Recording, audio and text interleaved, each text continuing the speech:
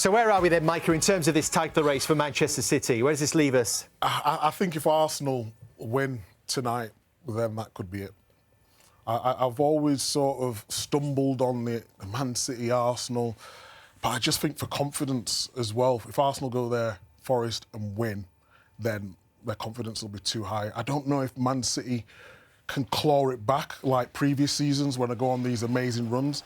And I say that because defensively, if they're getting Gay, maybe they can take it to Arsenal. Brought in Semenyo, who's done ever so well in the last couple of games. A bit quiet today. Like you said, defensive, but they're not scoring. Yeah.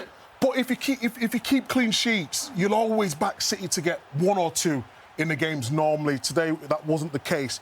I think the wider issue for me is how easy it is to play against Man City. And that's not just blaming the defenders. Rico Lewis didn't have the best game today, but how easy he can get through the lines. And if Rodri is in a position, there's so much open space. Rodri at the end, oh my goodness, I was watching him. Obviously, the one that was disallowed, when he gives it away and he's running back, he looks shattered. But absolutely shattered. You hear that tone from Pep Guardiola, Daniel, and it's sort of talked about that performance around the sort of development of the team, you know, the way the team is progressing. But they've just signed, as Micah says, Antoine Semenyo for 65 million now. Mark Gahey for another 20. They could have got him for free in January. They've done it now. That seems to be a team that wants to win right now, that is not prepared to just let Arsenal take the league title. Yeah, I mean, they're trying their best to figure out a way. I think this season's probably the one season, maybe in the midfield areas as well, that they're lacking a true partner for, say, a Rodri or a Nico Gonzalez. I think Reinders is quite attacking, Cherky's attacking, Foden's attacking.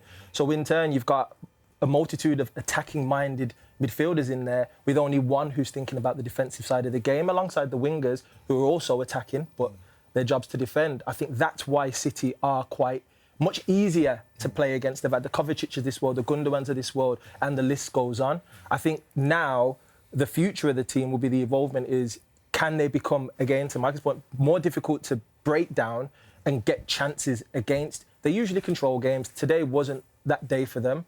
But you'd like to think with the signings they've brought in that they're gonna challenge. Yeah. It's just, can Arsenal take it by the scruff of the neck and go ahead and do it? The big shock today, I know Pep's mentioned it, but they looked the physicality wasn't there. I know they've had a bit of busy schedule in a midweek game. Well, is that the consequence of fighting on four fronts? Well, it can be, but even, you know, sometimes even City on a bad day, looking back the last few years, you think they'll still turn up and have that physicality and obviously energy, and then they show their quality.